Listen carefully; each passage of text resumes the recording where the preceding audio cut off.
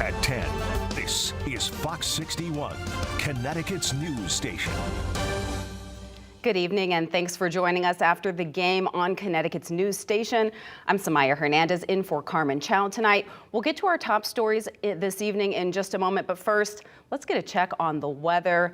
Let's take a live look out over Hartford right now. Warm conditions across the state, and for the first time in a couple of days, blue skies. Something we haven't been used to lately because of the smoke from those Canadian wildfires.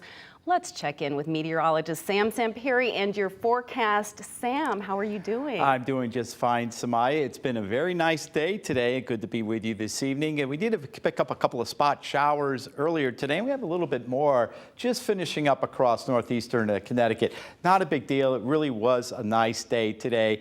And out to the west, we are watching a front here, but this front won't get here actually till Monday evening. So we're going to have some nice weather coming in tomorrow. Ridge of high pressure right here. That will be our weather for your Sunday. We reached the mid 70s today. Look at that. We got the 77 Hartford. Even down along the shoreline, we got into the mid 70s. Very comfortable out there. And you can see now we're down to 58 already in Torrington, 64 Hartford, 65 New Haven, 66 in Bridgeport. So for tonight, we'll look for partly clouded to clear skies. Temperatures will be dropping back overnight into the lower 50s, and I think some of those towns up there in northwestern and northeastern Connecticut will drop off into the upper 40s to lower 50s. And we're going to wake up tomorrow with the sun coming up. Yes, it's going to be coming up not at 6:59. Let me cover that up. It will be coming up at 5:15 in the morning. We will have some afternoon clouds and mild temperatures, with temperatures getting up there into the lower 80s. Let's time this out. Now, overnight, we're basically going to have mainly clear skies. It'll be comfortable. Again, you wake up tomorrow morning with the sun coming up at 5:15. And then through midday in the afternoon, what's going to happen, we might have a little bit of a sea breeze front, a spot shower. Otherwise, a nice day. It'll be warmer, too, again, with high temperatures reaching the 80s. Now, coming up, I will detail what you can expect throughout next week. We'll talk about the air quality, and I'll tell you if we're going to deal with any more smoke, and how about rain and showers and storms. I'll have all the details coming up in a few minutes on your Fox 61 7-day forecast. Samaya? I like it, Sam. Thank you. Well, turning now to our top story that we first brought you as breaking news last night at 10 and 11. The city of New Haven has reached a settlement with Randy Cox, the man who was severely injured and paralyzed while in police custody. The city of New Haven announced it will pay $45 million to resolve all claims in this case and settle the ongoing lawsuit filed by Cox's family against the city.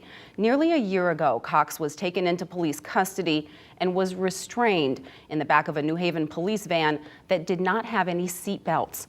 Police video footage shows the van make a sudden stop, causing Cox to hit the back of the van and leaving him paralyzed.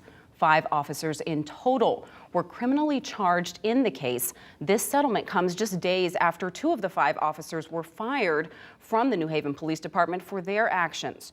2 other officers are still awaiting disciplinary proceedings. The 5th officer has since retired and cannot be disciplined further. Well, coming up on the Fox 61 News at 11, we're hearing from the mayor of New Haven about this legal settlement. Fox 61's Jake Garcia will bring us that interview right here on Connecticut's news station. Well, new tonight, we've learned a woman has died following a car crash involving a CT transit bus. The crash happened Friday afternoon in New Britain. The city of New Britain confirms a 40-year-old woman died after the vehicle she was driving collided with the bus that was near the intersection of Farmington Avenue and Sadati Drive. We have not heard of any injuries from anyone on the bus. The crash is still under investigation.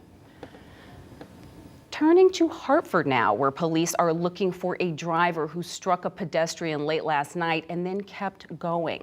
That crash happened in the area of Hillside Avenue and Wilson Street just before 10 o'clock. The person hit was treated on scene by emergency personnel and then brought to the hospital. We have not gotten an update on their condition tonight. And a shocking sight for people flying out of Bradley International Airport. A moose was spotted around the airport property. That moose had to be put down after state environmental officials say it got through an outer perimeter fence on the property. There have been numerous moose sightings throughout the state this year. DEEP officials remind people to use caution if you happen to see one out in the wild and to contact authorities immediately to allow wildlife officials to handle the situation properly. Well, new tonight, it's official. President Joe Biden is coming to Connecticut next week. Now, we don't know where the president is planning to visit just yet. Connecticut's congressional congregation did announce that Biden will be among those in attendance. Correction, we do know, my apologies for that, he will be in attendance at the University of Hartford for the National Safer Community Summit. The summit is being held to mark the first anniversary of the passage of the Bipartisan Safer Communities Act, which enacted several federal gun safety measures. Also planning to attend the summit, Education Secretary and Connecticut native Dr. Miguel Cardona and former Congresswoman Gabby Giffords. That event is happening on Friday. And this is President Biden's third trip to our state during his term in office. The president was the keynote speaker at the Coast Guard Academy back in 2021. That same year, he also visited Connecticut. He visiting a child care center in Hartford to push his Build Back Better agenda and speaking at the rededication of the Dodd Center for Human Rights at the UConn Stores campus. The University of Hartford has its history with sitting presidents visiting campus. Back in 2013, then President Barack Obama traveled to the university to speak. His visit came months after the tragedy at Sandy Hook Elementary School. The president made a passionate plea to Congress, calling on lawmakers to vote on important gun control measures. Well, right now, people in Hartford are repainting for a reason. This is what the former Black Lives Matter mural looked like in downtown Hartford. The mural was completed almost 3 years ago along Trinity Street and was blocked off so no one would be able to drive over it. That road was repaved in the past few months, but the community is back to remaking and repainting the mural. Many were out on Saturday, including some of the original mural artists, to redo their work on the new pavement while still embodying the same message as their first piece of art. I think it's just super powerful, especially like a lot of the artists are the same people that were here originally. So it's just nice that we have a second chance to give back in like a more permanent way with the street being all redone. I like it because it's cool and I've never seen anyone paint this good. And the city says the mural will be done in time for the city's Juneteenth celebration, which is set to take place on Sunday. And an absolutely incredible day at the ballpark in downtown Hartford. Before today's Hartford Yard Goats game, athletes of all abilities got the chance to hit the field and practice skills with some of the Goats players and each other.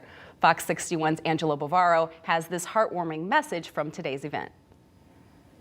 Safe. The Hartford Yard Goats welcoming some new teammates Saturday at Duncan Park. We came here to play some ball. My favorite part was the bases.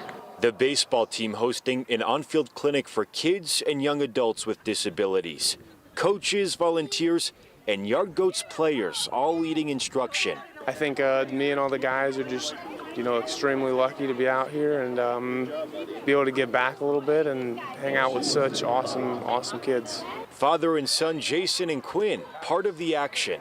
It makes me feel happy. It's like I'm not alone, and I'm at least around people that can get me. It's a chance just to play ball, just to get out, because a lot of the towns don't have unified sports, or they don't have enough players for unified sports. It's all part of Play Ball Weekend, during which teams in the minor league and major league are hosting youth clinics. We always want Duncan Park to be everyone's ballpark. Also hosting the event, nonprofit Miracle League and motivational speaker Dave Stevens. Stevens is the only legless player in sports history to have played NCAA football and minor league baseball. Everybody labels us as handicapped or disabled. A car is disabled. In golf, it's good to have a handicap. In life, not so good. So we're trying to teach these kids that they can come out, overcome life, and if they have little goals and achieve those, then it's going to help them. The lessons learned here, bigger than any game. Yes, we're a little different, but we're also like everybody else, and we should have jobs and opportunities and just a chance to come out here and play ball. I've always had that confidence. Angelo Bavaro, Fox 61, Connecticut's news station. Thank you, Angelo. A block party in the capital city, bringing neighbors together for a good time. The second annual Cap Fest celebration took place this afternoon along Capitol Avenue. Plenty of fun for the whole family, including games, face painting, live music, booths from local vendors, and much more. There was even a Hartford fire truck on hand for the kids to check out the inside. Organizers say this is all about bringing the Frog Hollow neighborhood together. I want people to know what a wonderful place Hartford is to live and play and work. And I want people to know that also that microcosm of Frog Hollow and Capitol Avenue is the same. And how many of us love to live and work and play here. And just that this is a community like no other. Organizers say they're already looking forward to next year and hope Cap Fest will continue to grow in the years to come. We have an important traffic alert for you heading into your Sunday. If your travels take you through the East Haddam area, listen up. The historic Haddam Swing Bridge is going to be out of commission for several days during the overnight hours. The DOT will be shutting down the road that goes over the bridge starting Sunday night at 8 p.m. That road will remain closed until no later than 11 a.m. Wednesday.